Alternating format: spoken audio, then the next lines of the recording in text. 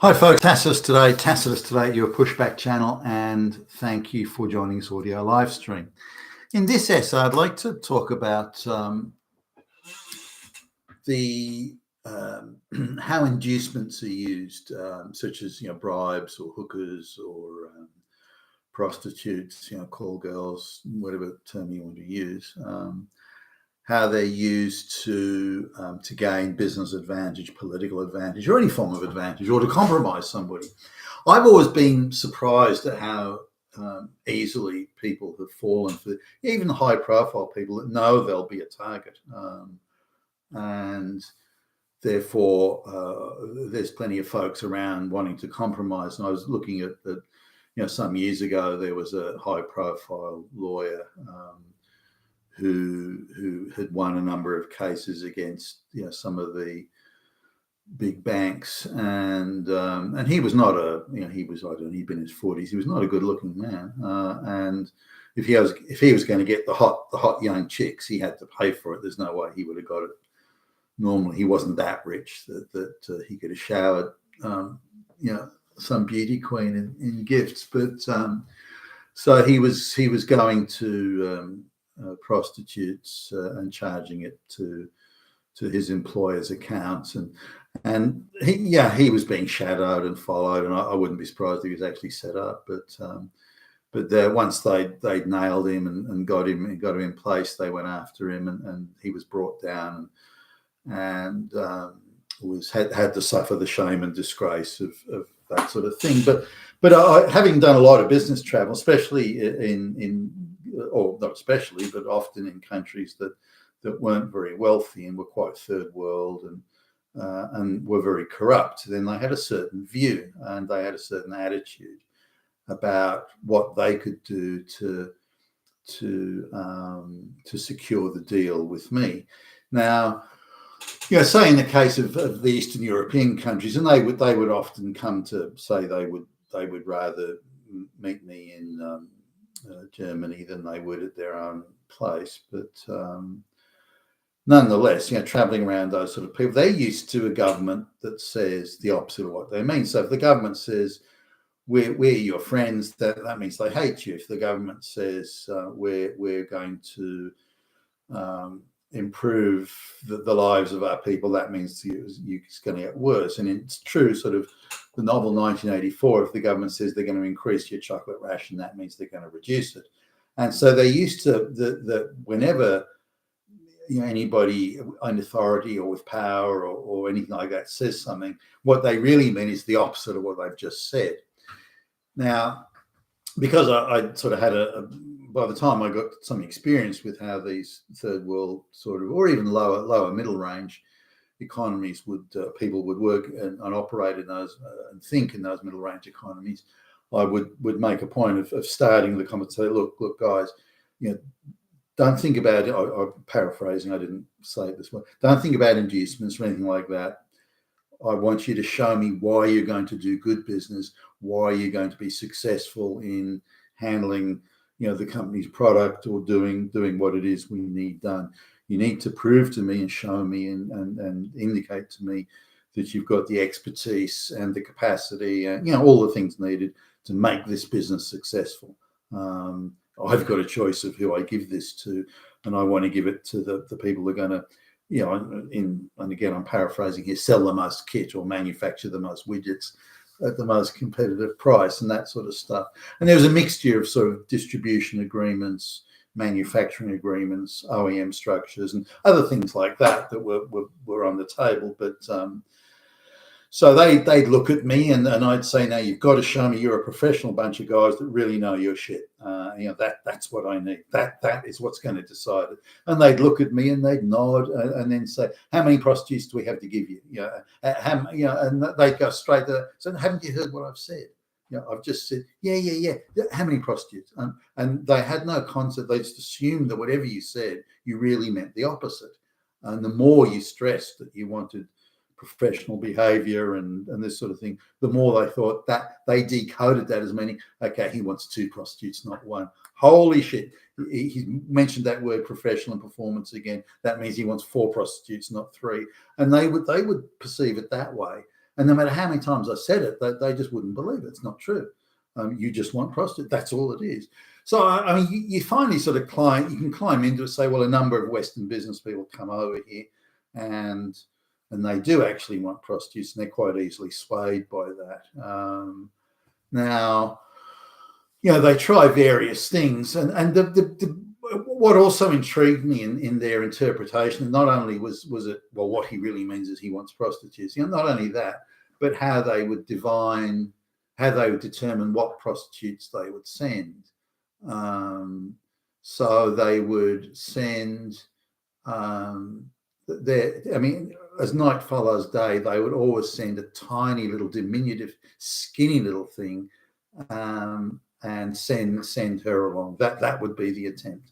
How do they know that I like tiny little 4 foot 11 inch tall skinny girl? How do they know that? Does it even matter? Did they even think about that? Well, hold on, we're sending you something with a skirt. What more the fuck do you want? I mean, gee whiz. So there was very little discernment or effort to say, we can't impress this guy with our business credentials, or we can, but that won't be what swings it. What swings it is how many prostitutes we give him. So what we'll do is, and they may not necessarily be professional prostitutes. Maybe there's someone who's saying, look, if we get this deal, you'll do quite well at it. It'll be a good, well-paying job for you.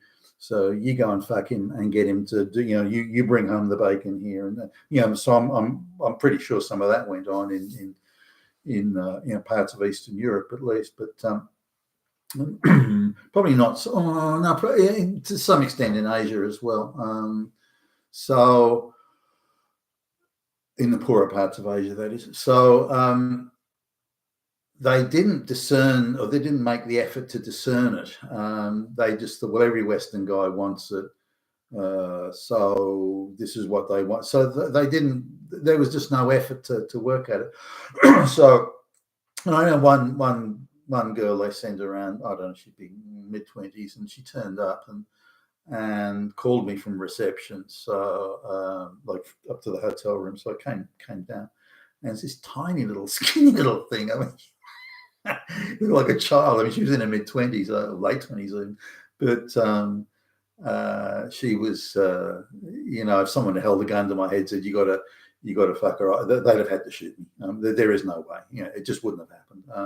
So I could see she could spot the look on my face that I just had zero interest, and I wasn't interested. I wasn't out looking to get laid. That wasn't I was there to do business and to represent my company professionally, not to get laid or to try and grab some collateral action from what was the primary purpose of being there.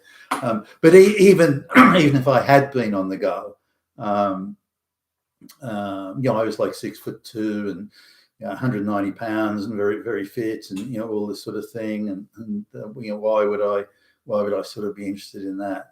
I could do better than that, just walking around, going into the cafes and asking, accosting chicks on the street or something. I could do better than that. So, but that wasn't something they were thinking about, and they just thought, we'll just throw a bit of skirt at you, job done. And I was surprised at how crude and vulgar that was. Not simply in its desire to go down that path, but the lack of finesse in it was also, I thought, rather strange. So I had to give them sort of lectures saying, look, guys, that this is not going to work. You need to show me how you're going to do. You need to show me your commercial capacity here. That's what I need to see. They would again go away and interpret, okay, what he really means is he's gay, so we should send a little boy around. Oh, fuck. Just do what you're supposed to do. Okay. So it was very difficult for them to come to grips with the idea that the Western guy actually was interested and wanted to focus on performance. They just seemed befuddled by this, like they just couldn't work it out. And well, why doesn't he want these gifts that we're offering? Or what's wrong? Why won't he take them? And in some cases, like in Korea and places like that, they would view it almost as an insult. Look, we're giving you this gift, and all you can do is just push it away. You're spitting in our face here. That's what you're doing, and we're construing that as a lack of respect to us in refusing the gifts we offer you. No, I could have gone and said, well, look, I'm not here to do that. I'm here to do fucking business. Apart from that, I wouldn't fuck the the woman, even if I was on the guard. There's no way I'd fuck that anyway. So you're missing out in both sides here. And now I'm doubtful that you've got the commercial capacity to do what we want, because you're relying too heavily on this other bullshit. But this was something that went around. Now, when you look at some of the people that are compromised by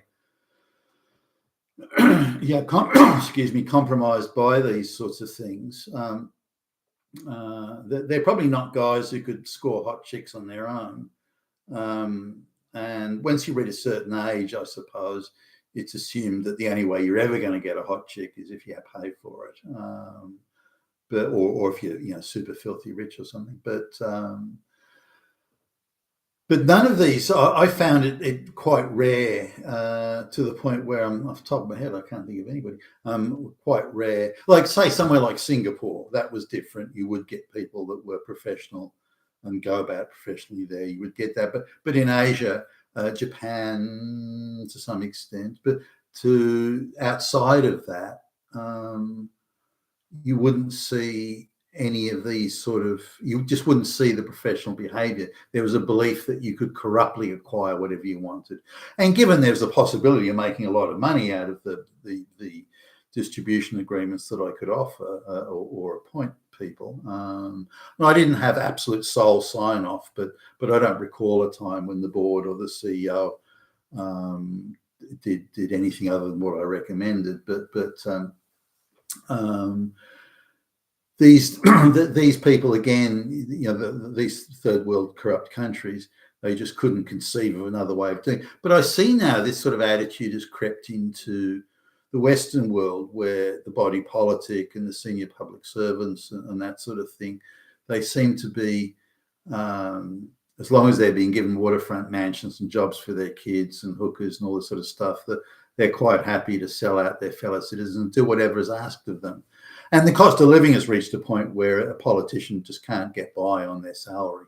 They have to have corrupt forms of income if they're going to live a decent lifestyle. And they don't want an embarrassment of their children, working at the local Starbucks for the rest of their lives. They want their children to have prestigious jobs and well-paid jobs, and that's only going to happen through corrupt means.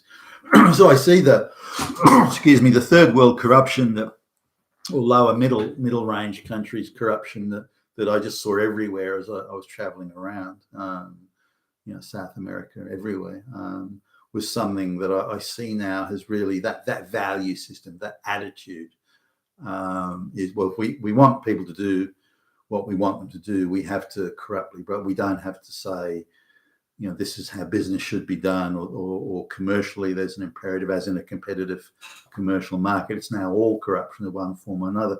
If you look, there's not a single senior decision-making politician in the bodies politic anywhere across the Western world that isn't enriched by the activities of the machinery that's controlled by the globalists. The waterfront property, jobs for the kids, the mistresses, the whole thing. And I think that's happened in quite a short, not that that sort of thing never happened or couldn't happen, but there are, given the combination of factors such as the increase in the cost of living and the demands the globalists are making, saying you must sell out your fellow citizens, you must lie and cheat and deceive your fellow citizens for us. You must do that. That is what we're paying you to do. Given the combination of those things, the sort of corrupt practices that I saw all over the third world and the poorer world, are now commonplace in the Western world, and that's a great tragedy. You've been fantastic today at your Pushback Channel. Thank you for listening.